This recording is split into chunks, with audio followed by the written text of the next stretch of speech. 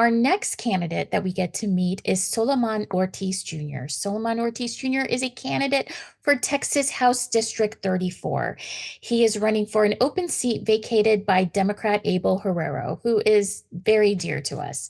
So, welcome, Solomon. It is so great to have you here with us tonight. Can you tell us a little bit about who you are and why you're running for office? Thank you so much. And it's really an honor to be on tonight with you, Nancy, and Mothers Against Greg Abbott. You actually were in Corpus a few months back, I believe, speaking to our Democratic Divas group, which is an amazing organization and a really active group here in Corpus. So thank you so much. I was there in the audience. I really enjoyed it. As you said, I'm Solomon Ortiz Jr. I'm running for State Rep District 34. I actually previously served in the state legislature I got elected in a special election in 2006 and served until 2011.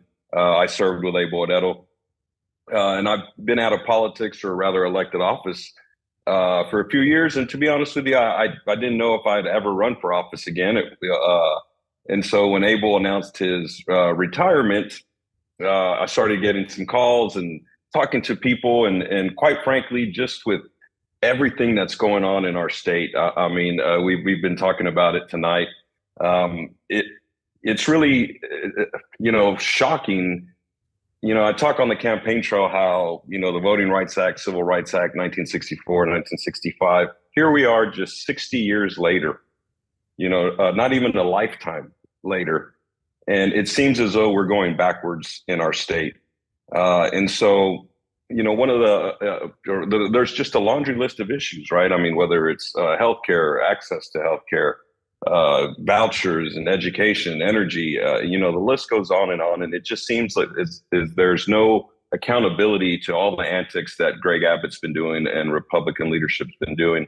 I'm running because I want to tackle those issues. Those issues are pressing here in Nueces County, here in South Texas. And going back into the legislature, I would keep my seniority of when I previously served. So I would have that experience, as well as hopefully be able to use that to get on better committees and more important committees that are relevant to Corpus Christi and the Coastal Bend area. And so there's just too much at risk. There's too much at risk, and we need somebody just like all the voices and individuals that I've been speaking today to push back against the radical agenda that we're seeing come out of Republican leadership in Austin. 100%. I hear you there. And I had no idea that you had been in office before. So I'm learning all kinds of new things today. But Yes, ma'am. it's one of those things that I think that, you have something that other candidates don't, and hopefully that's name recognition. So I really hope that all that really does help you this time around, Still they'll say, oh, this is a familiar name. We're going to be comfortable with this person. So I hope that Yes, really ma'am. So can you tell us a little bit about what are the top 3 issues that you are running on for your district? Absolutely. Obviously, women's access to healthcare, being able to make her own decisions. I can't, again, going back to what I said earlier, we're going backwards. And I can't believe that in this state, we have a bunch of men thinking that they know what's best for women. Most recently, Katie Cox, who had to leave the state in order to pretty much save her own life. And, this is what we're seeing come out of Greg Abbott. This is what we're seeing come out of Ken Paxton, Dan Patrick.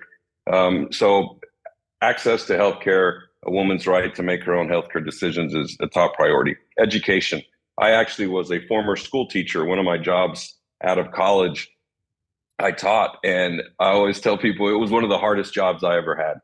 And so I have a deep respect for teachers, because I've been in that classroom, and I know the demands and the hard work, and teachers are, quite frankly, overworked and underpaid.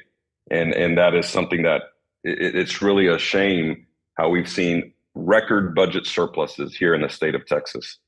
And yet, in order to get teacher pay raises, Governor Abbott wanted to force down vouchers. And it's just that to me is not leadership. And, quite frankly, it's bullying, it's extortion on Governor Abbott's part, and we can do better. And we need the legislature to hold Governor Abbott accountable, as well as all the other leadership. And there's several other issues, right? Energy. Down here in South Texas, we have a ton of wind farms.